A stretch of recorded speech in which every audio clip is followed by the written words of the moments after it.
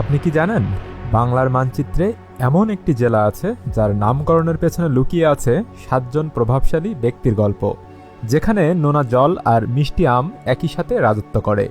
আজ আমরা কোনো সাধারণ ভ্রমণ কাহিনী নয়, বরং ইতিহাস আর ঐতিহ্যের চশমায় দেখব সাতক্ষীরা জেলাকে।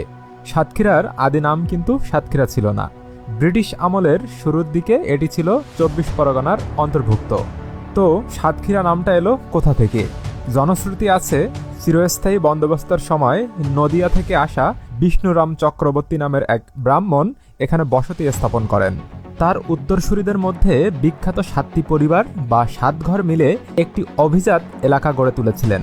এই ৭ ঘর থেকেই লোকমুখে বিবর্তিত হয়ে আজকের এই নাম সাতক্ষীরা। সাতক্ষীরাকে বলা হয় বাংলাদেশের ফল ভাণ্ডার।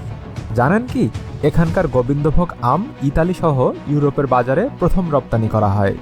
সাতক্ষীরার কলরোয়ায় মুন্সিপাড়া জামে মসজিদ, যেখানে এক ইট দিয়ে তৈরি কারুকার্য আপনাকে অবাক করবে, অথচ মানুষ শুধু বাগেরহাটের ৬০ গম্বুজ মসজিদ চেনে।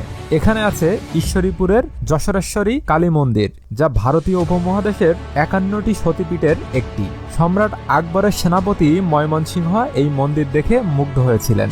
সুন্দরবন মানেই আমরা বাগেরহাট বা খুলনা বুঝি, কিন্তু সুন্দরবনের সবচেয়ে বৈচিত্র্যময় এবং গহীন অংশটির সিংহভাগ কিন্তু সাতক্ষীরা রেঞ্জের অধীনে। এখানকার নীলডুমুর বা গাবুরার মানুষের জীবনের লড়াই পৃথিবীর আর কোথাও দেখা যাবে না। বাঘ আর নোনা জলের সাথে এদের নিত্যদিনের মিতালি।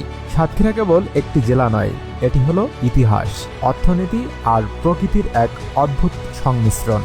আপনি যদি সুন্দরবনের শুদ্ধ বাতাস আর বাংলার আদি ইতিহাসের ঘ্রাণ নিতে চান, তবে সাতক্ষীরা আপনার তালিকায় শীর্ষে থাকা উচিত।